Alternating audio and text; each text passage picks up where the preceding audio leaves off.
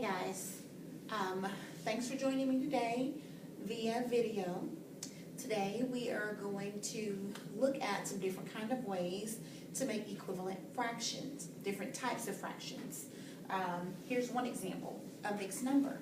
We're going to work on changing this mixed number to an improper fraction. So I don't have the improper fraction up here just yet because we're going to use this example, 3 1/2 of a mixed number. We're going to use that example and we're going to turn it into an improper fraction. So we're going to get a first-hand look at how these two very different looking types of fractions are equivalent. What do I mean by equivalent? They are equal. They are the same in size, but they're going to look very different. So let's go ahead and get started. So we've got 3 1/2. The first thing we need to do, which will be step 1, I'm going to take the denominator of 2. I'm going to multiply that denominator times the whole number, which is 3. When we multiply 2 times 3, we get 6. I'm then going to take my product of 6 and I'm going to add it to the numerator of 1. That would be step 2. So one more time. Step 1, multiply the denominator times the whole number. Step 2, add your product plus the numerator. 6 plus 1 is 7.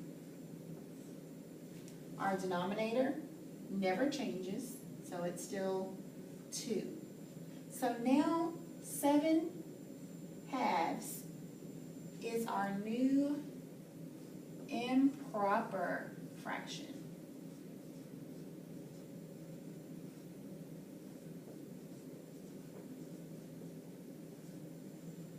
All right, so one more time.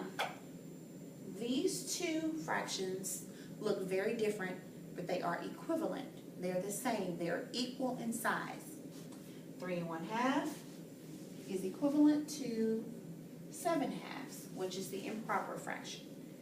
Okay, so now what we're going to do next is we're going to take this improper fraction. We're going to go through the steps on how you would take an improper fraction and change it into a mixed number.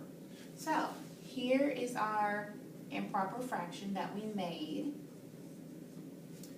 And in the end, again, we want our improper fraction to look like this. We want to switch it back, turn it back into the mixed number that we just changed it from. So, first step 1, we're going to divide. We're going to take our numerator, which goes inside.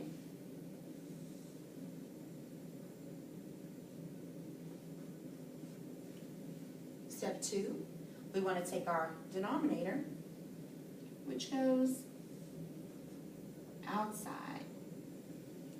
Top in, bottom out. And then we just want to divide like we normally would.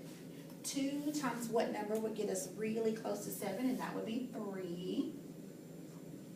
Then we're going to multiply. 3 times 2 is 6. 7 minus 6 is 1. Once we have our remainder, we can stop. The only thing we have to do now is put everything back together. So, our answer is going to be our whole number. Our remainder is our numerator. And again, that same old rule applies. The denominator never changes. Denominator used to be 2, it's still going to be 2. So now we've taken our improper fraction, which was 7 halves, and we've changed it back into the mixed number that we started with. Still showing how these two fractions look very different, but they are very much equal. They are equivalent. We're going to work a little bit more on this, practice it in class, but thanks for watching.